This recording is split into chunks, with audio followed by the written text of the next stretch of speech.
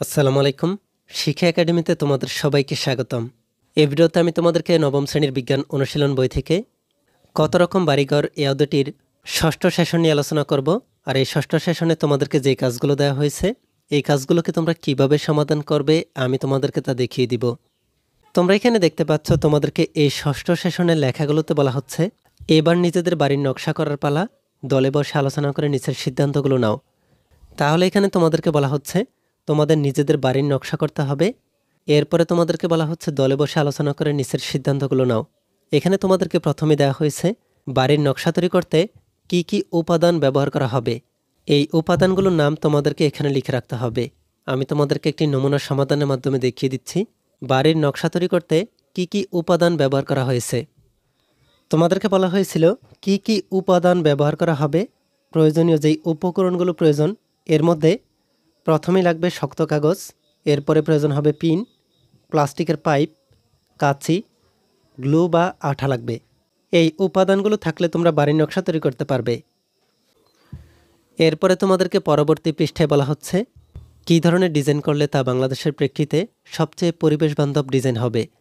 তাহলে তোমরা দেখতেই পাচ্ছ তোমাদেরকে এই লেখাটিতে বলা হচ্ছে কী ধরনের ডিজাইন করলে তা বাংলাদেশের প্রেক্ষিতে সবচেয়ে পরিবেশ বান্ধব ডিজাইন হবে। এই প্রশ্নের উত্তরটিকে তোমাদেরকে এখানে লিখে রাখতে হবে। তোমরা কিভাবে এই প্রশ্নের সমাধানটিকে লিখতে পারো আমি তোমাদেরকে তা একটি নমুনা সমাধানের মাধ্যমে দেখিয়ে দিচ্ছি। তোমাদেরকে বইয়ে প্রশ্নে বলা হয়েছিল কী ধরনের ডিজাইন করলে তা বাংলাদেশের প্রেক্ষিতে সবচেয়ে পরিবেশ বান্ধব ডিজাইন হবে। এই প্রশ্নের উত্তরটিকে তোমরা যেভাবে লিখতে পারো, আমরা যে বাড়ির নকশা বা ডিজাইন তৈরি করব সেটা যেন বাংলাদেশের জলবায়ু ও ভূপ্রকৃতির সাথে সামঞ্জস্যপূর্ণ হয় সেটা খেয়াল রাখতে হবে।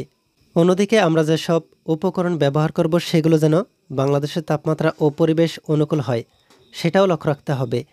বাড়ির ডিজাইনে ব্যবহৃত উপকরণগুলো তৈরিতে পরিবেশ সুরক্ষাকারী উপাদান ব্যবহার করলে তা সবচেয়ে পরিবেশ বান্ধব হবে। বাংলাদেশ ট্রপিক্যাল অঞ্চলে অবস্থিত হওয়ায় এখানে প্রচুর পরিমাণে বৃষ্টিপাত হয়।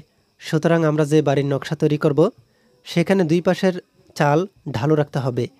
বাংলাদেশ যেহেতু উপকূলীয় অঞ্চলে অবস্থিত তাই এখানে মাটি, বাঁশ, কাঠ ইত্যাদির ব্যবহার করতে হবে। বাংলাদেশের দক্ষিণে বঙ্গোপসাগর অবস্থিত হওয়ায় গ্রীষ্ম মৌসুমে দক্ষিণ দিক হতে বায়ুপ্রবাহ উত্তর দিকে প্রবাহিত হয়, তাই বাড়ির নকশায় বাড়ির দরজা বা মুখ দক্ষিণমুখী করতে হবে। অন্যদিকে বর্ষা মৌসুমে অনেক বেশি বৃষ্টি হয়, ফলে বৃষ্টির ফোঁটায় যেন ঘরে দেওয়ালের কোনো ক্ষতি না হয় সেজন্য বাড়ির নকশায় ঘরের চাল একটু বড় রাখতে হবে এবং বাইরে একটি বারান্দা রাখতে হবে। তাহলে তোমরা দেখতেই পাচ্ছ আমি এখানে তোমাদের জন্য এই প্রশ্নের একটি নমুনা সমাধান দেখিয়েছি। তোমরা আমার দেওয়া এই নমুনা সমাধানটিকে ভালোভাবে দেখে তোমাদের নিজেদের মতো করে এই প্রশ্নের একটি সমাধান লিখে নিবে। এই ভিডিওতে এই পর্যন্তই। পরবর্তী ভিডিওতে আমি তোমাদেরকে পরবর্তী অধ্যায়ের কাজগুলোকে তোমরা কিভাবে সমাধান করবে আমি তোমাদেরকে তা দেখিয়ে দিব। এই ভিডিওটি তোমাদের কাছে ভালো লাগলে ভিডিওতে কমেন্ট করে জানিয়ে দাও। আর পরবর্তী সকল ভিডিওগুলো পাওয়ার জন্য আমাদের এই চ্যানেলটিকে এখনই সাবস্ক্রাইব করে রাখো।